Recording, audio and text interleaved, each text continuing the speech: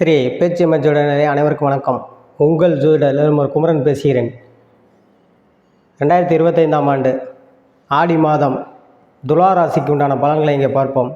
துலா ராசி நேயர்களே, இந்த வீடியோவை சப்ஸ்கிரைப் பண்ணுங்கள், லைக் பண்ணுங்கள், கமெண்ட் பண்ணுங்கள்.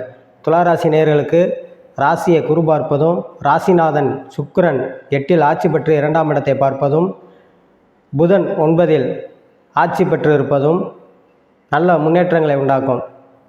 ராசியை குரு பார்ப்பது உங்களுக்கு பொருளாதார மேன்மையை ஏற்படுத்தும், பொருளாதார வரவுகளை ஏற்படுத்தும், நல்ல முன்னேற்றங்களை உண்டாக்கும்.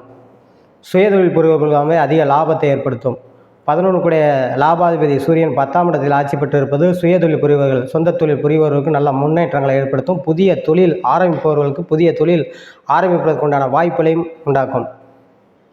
இந்த துளாராசி நேயர்கள் வெகு நாட்களாக திருமணம், ஆண் பெண் இருவர்களுக்கும் திருமணம் நடைபெறாத அமைப்பில் இருந்தது. நல்ல நிறையா பேர் திருமணத்தை இந்த ஆண் பெண் இருவருமே துளாராசி நேயர்களுக்கு ரொம்ப நாட்களாக வரன் தேடிக்கொண்டே இருப்பவர்களுக்கு பூராமே நல்ல வாய்ப்பு, அதாவது வீடு தேடி வரக்கூடிய வாய்ப்பை ஏற்படுத்தும். திருமணத்தை பிள்ளைகளுக்கு நல்லபடியாக நடத்தி வைக்கக்கூடியதையும், அதேமாதிரி திருமண வயதில் இருப்பவர்கள் ஆண் பெண் இருவருக்கும் நல்ல கல்யாணங்கள் முடியக்கூடிய பாக்கியத்தையும் உண்டாக்கும். உத்தியோகத்தில் நல்ல முன்னேற்றங்களை ஏற்படுத்தும். இடமாற்றம், தேவையான இடமாற்றத்தை, வேண்டிய இடமாற்றத்தை உண்டாக்கும் உங்களுக்கு துளாராசி நேயர்களுக்கு. துளாராசி நேயர்களை பொறுத்த வரைக்கும் இந்த ஆடி மாதம் ஒரு சிறப்பான மாதமாக அமையும். ஆடி மாதத்தில்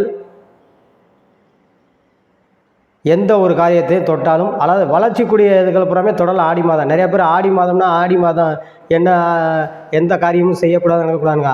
நீங்கள் தைரியமாக செய்யலாம். ஒரு கல்யாண சுப காரியங்கள், ஏதாவது ஒரு பேச்சுவார்த்தை நடத்த போகிறீங்களா, பொண்ணு மாப்பிள்ளை பார்க்க போகிறீங்களா, பார்க்கலாம். அதே மாதிரி ஒரு சொந்த தொழில் புரிகிறீங்களா, பார்க்கலாம். ஒரு புதிய தொழில் ஆரம்பிக்க போகிறீங்களா, ஆரம்பிக்கலாம். நிறைய பேர் ஆடி மாதம் அது சிறப்பில்லாத மாதம் நினைக்கிறாங்க. ஆனால் ஆடி மாதம் சிறப்பான மாதங்க.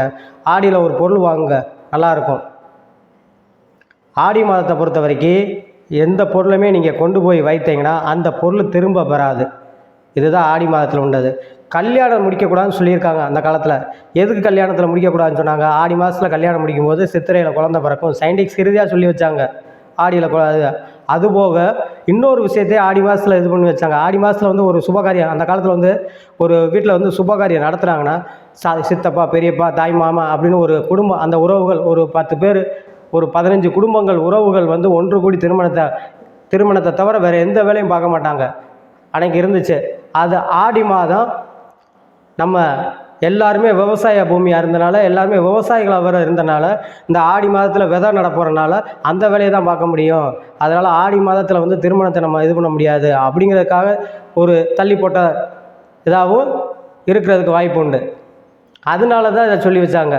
மற்றபடி குடி போகிறதோ அல்லது ஒரு பொருள் வாங்குறதோ, வேறு பிள்ளைகளுக்கு ஏதாவது வரம் தேடி போகிறதோ, அல்லது பிள்ளைகளுக்கு ஏதாவது திருமணங்கள் பாக்கியங்களை ஏற்படுத்துறதுக்கு பொண்ணு மாப்பிள்ளை பார்க்குறதோ, இதெல்லாம் செய்யலாம். சொந்த தொழில் பண்ணலாம், எல்லாமே செய்யலாம். கல்யாணத்தை தவிர மற்ற எல்லா காரியங்களும் எடுக்கிறது நல்ல கைகுடி வரும். அதே மாதிரி ஆடி மாதத்தில் பொறுத்த வரைக்கும் எல்லா காரியங்களும் செய்யலாம், தவறே கிடையாது. உத்தியோகத்தில் இருப்பவர்களுக்கு நல்ல மாற்றங்களை உண்டாக்கும். படிக்கும் மாணவர்களுக்கு நல்ல மதிப்பெண் எடுக்கும். கணவன் மனைவிக்குள் நல்ல அந்யோன்யங்கள் ஏற்படுவோம்.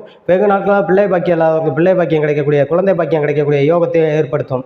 இந்த துளாராசி நேர்களை பொறுத்த வரைக்கும் 5ஆம் இடத்தை குரு பார்ப்பது பிள்ளைகளால் பல பெருமைகளை சேர்க்கக்கூடிய மாதமாக அமையும்.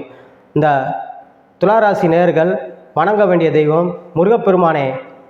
செவ்வாய்க்கிழமை தோறும் 2 நெய் விளக்கு போட்டு அரளிப்பூ இங்கே அர்ச்சனை பண்ணி வருவது வெகு சிறப்பாக இருக்கும் என்று சொல்லி உங்களிடமிருந்து விடைபெறுகிறேன். ஜோதிடர் குமரன். நன்றி, வணக்கம்.